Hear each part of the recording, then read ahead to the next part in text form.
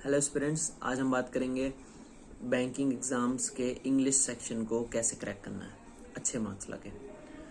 देखो, मैंने पिछले साल भी एग्ज़ाम्स दिए थे तो मेरे प्री में अच्छे नंबर आए थे और मेंस में भी अच्छे नंबर आए थे। इंग्लिश सेक्शन की बात कर रहा हूँ। तो पिछले साल जो स्ट्रेटजी थी मैंने वही स्ट्रेटजी आप लोगों के लिए लेके आया हूँ। उसमें थोड़े बहुत सुधार किए हैं क्योंकि आई थिंक थोड़े से और मार्क्स मेरे इंक्रीज़ हो सकते हैं इंग्लिश में। तो आप लोग स्ट्रेटजी देखो और फॉलो अच्छी लगे तो फॉलो ज़रूर करना। आपको उसमें भी अपने हिसाब से, जैसे आपकी कोई और स्ट्रेटजी है तो उसको चेंजेस करके इसमें मर्ज कर सकते हो। ठीक है, कंपल्सन नहीं होता किसी की स्ट्रेटजी फॉलो करनी करनी, बस एक आइडिया ले लिया करो। ठीक है, और बाकी वीडियो थोड़ी लेट आई है, आई नो। मैं सोच रहा था हफ्ते में एक वीडियो तो डाल ही दूंगा, बट नहीं हो पाया क्योंकि एसएससी सीजीएल का भी मैंने एग्ज़ाम भरा है तो उसका भी प्रिपेयर कर रहा था मैं।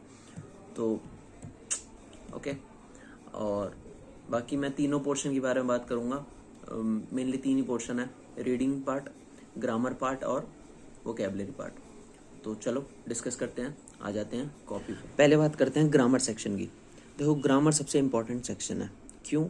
क्योंकि ये खुद में तो काफ़ी सारे टॉपिक्स होल्ड करता है, जैसे error detection, error spotting, sentence improvement, बहुत सारे टॉपिक्स होल्ड करता है। ऊपर से रीडिंग कॉम्प्रिहेंशन में भी हेल्प करता है, क्योंकि रीडिंग कॉम्प्रिहेंशन की अगर तुम सेंटेंस समझ नहीं पाओगे तो उसको कॉम्प्रिहेंड कैसे करोगे। ठीक है, तो ग्रामर सेक्शन बहुत इंपॉर्टेंट हो जाता है। अब इसको कवर करने के लिए, ताकि इसमें तुम भारी बहुमत से मार्क्स लेके आओ, तो इसको कवर करने के लिए तुम्हें सबसे पहली बात बेसिक अंडरस्टैंडिंग ऑफ चैप्टर्स तो बिल्ड करनी पड़ेगी। अब बेसिक अंडरस्टैंडिंग से मेरा क्या मतलब है वो मैं बताता हूँ। तो यहाँ मैंने एक सेंटेंस लिखा है, इसके बारे में बाद में बात करेंगे। पहले ये बात करते हैं कितनी अंडरस्टैंडिंग चाहिए। देखो, तुम्हें इतना पता होना चाहिए कि वर्ब क्या होता है, नाउन क्या होता है, एडजेक्टिव क्या होता है, और भी जो प्रोनाउन, एडवर्ब, ये सब क्या होते हैं वो पता होना चाहिए। बेसिक डेफिनेशन, जैसे वर्ब क्या होता है कि कोई काम हो रहा है तो उसे वर्ब कहते हैं।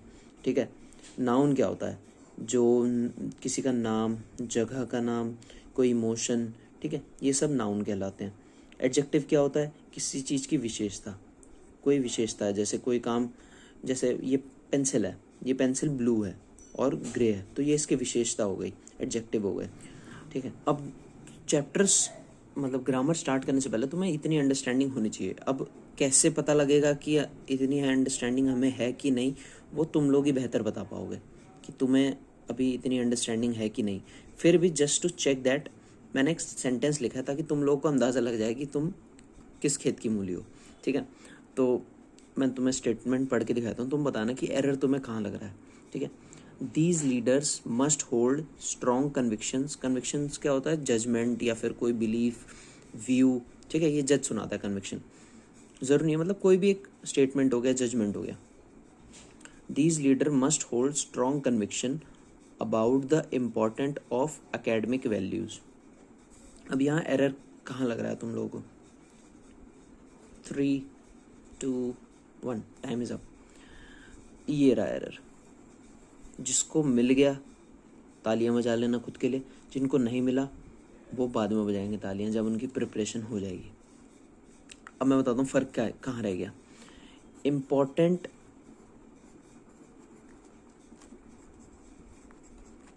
और इम्पोर्टेंस, ये है यहाँ पे दोनों जहाँ पे कंफ्यूजन हुई है तुम लोगों को। देखो, इम्पोर्टेंट क्या है, इम्पोर्टेंस क्या है, वो तुम्हें पता लग जाए ना तो तुम्हारा ये हो जाता। इम्पोर्टेंट होता है विशेषता, यानी कि एडजेक्टिव होता है। इम्पोर्टेंस होता है नाउन।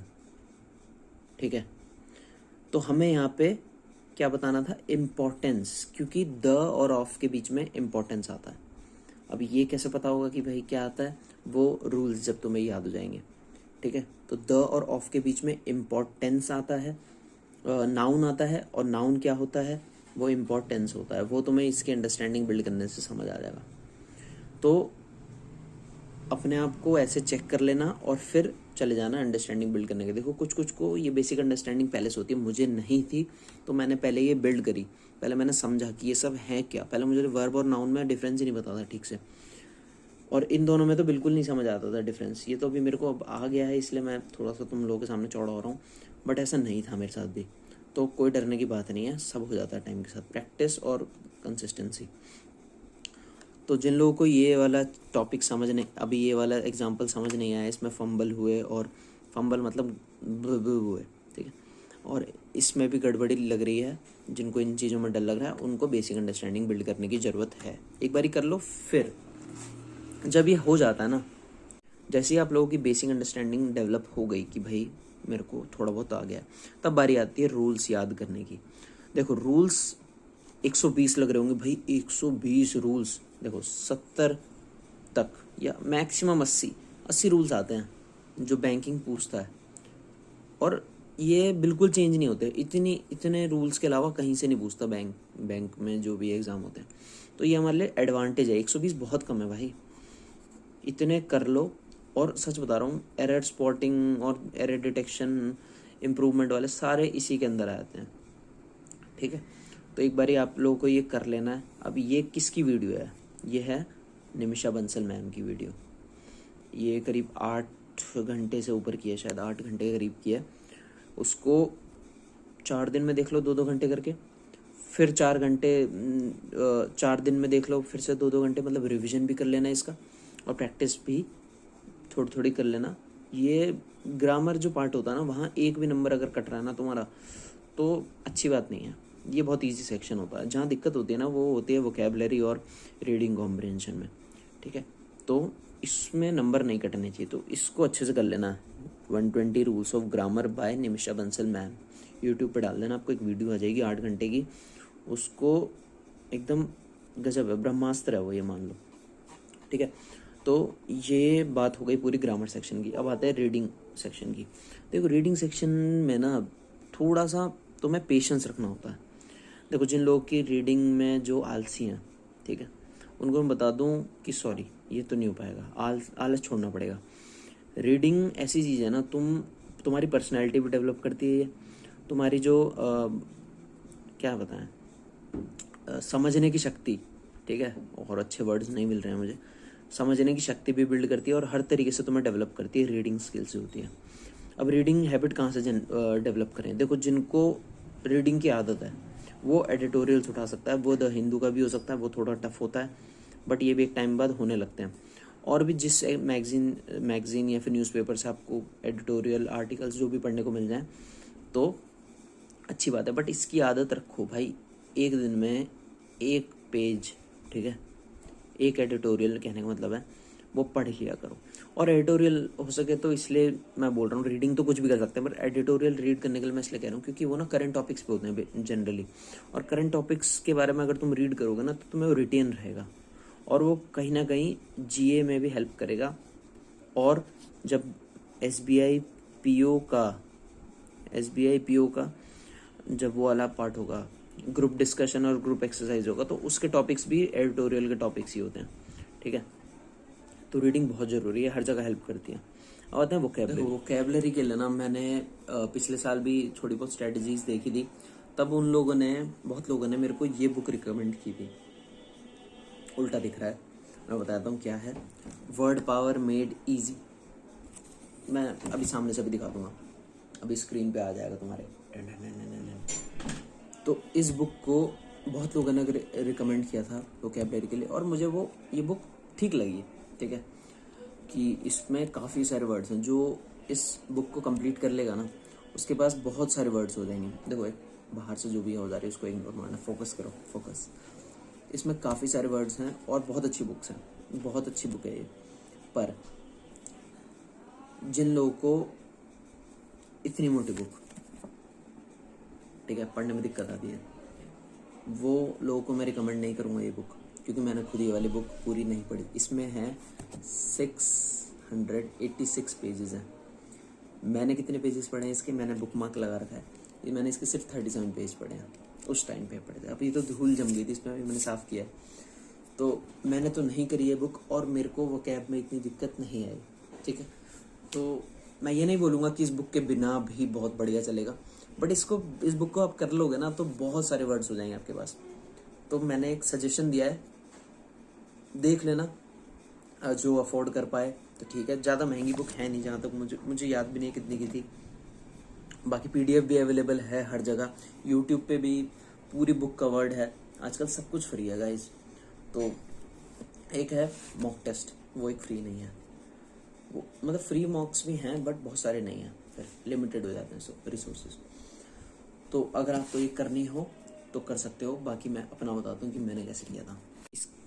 इसके बारे में बात हो गई। मैं बुक अब सामने से दिखाता हूँ एक बारी। ये है वर्ड पावर मेड इजी। देख लेना यार, मैंने तो 700 पेज हैं इसमें, मैंने 37 किए और मुझे अच्छी लगी है, पर बहुत बोरिंग लगी यार, इसमें मज़ा नहीं आया मुझे। तो आप लोग देख लेना अगर आप पढ़ पाओ तो, काफ़ी मोटी बुक है वैसे, ठीक है। अब बताता हूँ मैंने कैसे किया। देखो, एडिटोरियल बहुत बढ़िया चीज़ है इस मामले में, क्योंकि एडिटोरियल ना तुम्हें एक तो करंट टॉपिक्स के बारे में बताता है कि अभी दुनियादारी में चल क्या रहा है, और नए नए वर्ड्स देता है ये। अब नए नए वर्ड्स कैसे याद रहेंगे, मैं क्या करता था, मैंने ये एक्चुअली ये स्ट्रेटजी एक देखी थी, एक जने ने शेयर किया था, तो उसमें उस बंदे ने बताया था ये, तो मैं वो आप लोग को ही बताता हूँ कि मेनली ना ज़्यादा से ज़्यादा 15 से 20 वर्ड्स, ये मैं एक्सट्रीम केसेस बता रहा हूँ, 20 तो नहीं हो पाते थे, 15 वर्ड्स आते थे नए एडिटोरियल में। मान लो 15 वर्ड्स आ गए आपके पास, ठीक है। तो जब आपने एडिटोरियल पढ़ रहे हो तो एक एक करके सर्च कर रहे हो, भाई एक लाइन आई उसमें एक वर्ड निकला है, फिर अगली लाइन है फिर एक वर्ड निकला है, तो तभी तभी आप सर्च करके देख लेते थे, और उसको वहीं एक जगह पे लिख लो, एक पेज पे वो वर्ड लिख लिया, उसके बारे में उसका पूरा मतलब लिख लिया। ऐसे सारे वर्ड्स कंप्लीट कर लिए। जैसे एडिटोरियल पढ़ना कंप्लीट हो गया ना, वो सारे वर्ड्स के एक एक सेंटेंस बनाना, देखो बहुत मेहनत का काम है, बहुत आलसियों वाला काम है, बहुत मौत आएगी ये करते टाइम, बट सच बता रहा हूँ ये वर्क करता है। मैं खुद एक आलसी लड़का हूँ, ठीक है, पर मैंने ये किया था और मेरे को ये चीज़ याद रही, ठीक है। एक एक वर्ड पे एक एक सेंटेंस बनाना, और सेंटेंस होना चाहिए तुम्हारे आसपास रहने वाले लोगों पे, या तो तुम अपने दोस्तों बना लो, या घर वालों बना लो, या खुद पे बना लो। वो सेंटेंस बनाओ और बस छोड़ दो। फिर रात को सोने से पहले एक बारी ये पढ़ लो, सोने से पहले मतलब जब पढ़ाई बंद करते हो उससे पहले एक बार ये वर्ड्स दोबारा पढ़ लो, ठीक है। सेंटेंस दोबारा पढ़ने की ज़रूरत है या नहीं वो तुम देख लेना, वर्ड्स के मतलब दोबारा पढ़ लो, और फिर कल दोबारा जब तुम एडिटोरियल पढ़ोगे उससे पहले पिछले दिन के, यानी कि यही जो तुमने लिखे हैं वर्ड्स, उनको फिर से एक बारी पढ़ लो।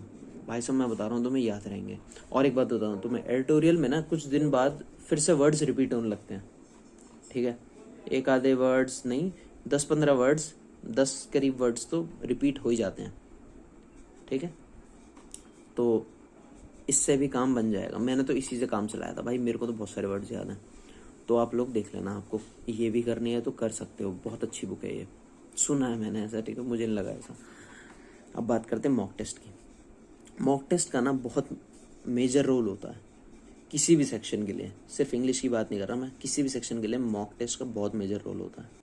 अब मॉक टेस्ट भी 3 हिस्से में आते हैं, मॉक टेस्ट की स्ट्रेटजी भी 3 हिस्से में। भाई फुल मॉक कितने देने हैं, सेक्शनल मॉक कितने देने हैं, फ्रीक्वेंसी क्या रहनी चाहिए मॉक्स देने की।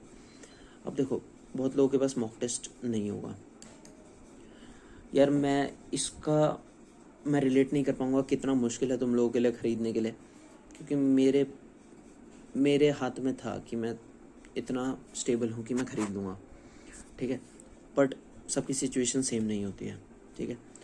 बट यहाँ पे तुम लोग क्या कर सकते हो कि जो भी मॉक टेस्ट वाले जो कंपनीज होती है, ऑर्गेनाइजेशंस होती है, वेबसाइट्स होती है, वो 5, कोई 10, कोई 15 भी दे देता है मॉक टेस्ट, जो फ्री में मॉक टेस्ट प्रोवाइड कर देते हैं।